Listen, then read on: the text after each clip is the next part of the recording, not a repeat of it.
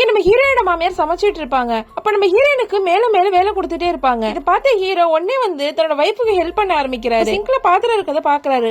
உடனே அதை கழுவ ஆரம்பிக்கிறாரு. உடனே ஹீரோட அம்மா, பரவாயில்லையம்மா, உனக்கு நல்ல மாப்பிள்ள கிடைச்சிருக்காங்க, எனக்கும் ஒரு நல்ல பையன் கிடைச்சிருக்காருன்னு சொல்லி சிரிக்கிறாங்க. இதை கேட்ட ஹீரோ, ஏமா உங்ககிட்ட இருக்க எல்லா பையனையும் நல்லபடியா வளர்த்திருக்கலாம்னு சொல்றாங்க. இதை கேட்டதுமே அந்த மாமியாருக்கு முகமே வாடிடுது. அவங்களுக்கு என்ன சொல்றது? இப்ப நைட்ல அவங்க படுத்து தூங்கிட்டு இருக்கப்போ ஏதோ சத்தம் கேக்குது. என்னன்னு போய் எழுந்து பார்த்தா மாமியார் எதையும் சமைச்சிட்டு இருக்காங்க. ஹீரோயினை பார்த்ததுமே கொஞ்சம் கூட யோசிக்காம கீரையை கொண்டு வந்து கொடுத்து இதை வச்சு ஊறுகாய் பண்ணணும்னு சொல்றாங்க. ஹீரோயினும் சரின்னு சொல்லிட்டு வந்து உட்கார்றாங்க. அவங்களுக்கு ஒரு ஆப்ரான் கொடுக்குறாங்க. ஏன்னா ஹீரோயின் வேலைக்கு போக கூடாது, வீட்லயே இனிமே காலம் முழுக்க இருக்கணும்னு சொல்லாம சொல்றாங்க. ஹீரோயின் எதுவுமே சொல்லாம அது ரொம்ப அழகா இருக்குன்னு வாங்கி மாட்டிக்கிறாங்க. இப்ப அடுத்த நாள் காலையில இருந்து ஹீரோயின் பயங்கரமா வேலை செஞ்சுட்டு இருப்பாங்க. இதை பார்த்த ஹீரோயினோட ஹஸ்பண்ட், சரிவா நம்ம வீட்டுக்கு கிளம்பலான்னு கூப்பிடுறாரு. இவளும் சந்தோஷமா கிளம்ப போறா.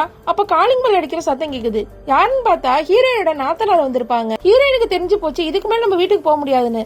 இப்ப மறுபடியும் வேலை செய்ய ஆரம்பிக்கிறாங்க. இப்ப அவங்க மாமியார் அவங்க குடும்பத்தோட வந்து ஜாலியா சாப்பிட்டுட்டு இருப்பாங்க. ஹீரோயினுக்கு தான் மட்டும் இங்கே வெளியே வந்த மாதிரி ஃபீல் ஆயிட்டே இருக்கு.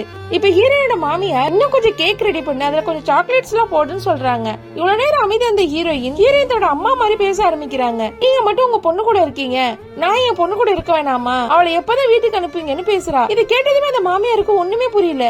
அங்க இருக்க எல்லாருமே ஷாக் ஆகி பாக்குறாங்க. ஹீரோ மட்டும் நான் அப்புறம் சொல்றேன்னு சொல்லி ஹீரோயினை வேகமா கூட்டிட்டு குழந்தைய தூக்கிட்டு கிளம்புறாரு. ஆக்சுவலா ஹீரோயினுக்கு ஏதோ பிரச்சனை இருக்குன்னு அப்பதான் அந்த மாமியாருக்கே புரியுது. இந்த விஷயம் அந்த மாமியாருக்கும் தெரியாது, ஹீரோயினுக்கும் தெரியாது. இப்ப ஹீரோயின் கார்ல ஏறினதும் என்ன பேசணுங்கிறது கூட அவளுக்கு ஞாபகமே இல்ல. ஆக்சுவலா இது ஒண்ணு ஃபர்ஸ்ட் டைம் இல்ல. ஹீரோ கிட்ட இதுக்கு முன்னாடி ஹீரோட அம்மா மாதிரி கூட ஹீரோயின் பேசியிருப்பாங்க. இந்த மாதிரி அடிக்கடி நிறைய பேரோட வாய்ஸ் டோன்ல பேச ஆரம்பிக்கிறாங்க. இப்ப ஹீரோ இது என்னன்னு சொல்லி செக் பண்ணி பார்த்தா ஹீரோயினுக்கு குழந்தை பிறந்ததுக்கு அப்புறம் வீட்டிலேயே இருந்து நிறைய டிப்ரெஷன் ஆயிருக்கும். வேலை மேல வேலை கொடுத்தால அவளுக்கு ரொம்ப டிப்ரெஷனா இருக்கு.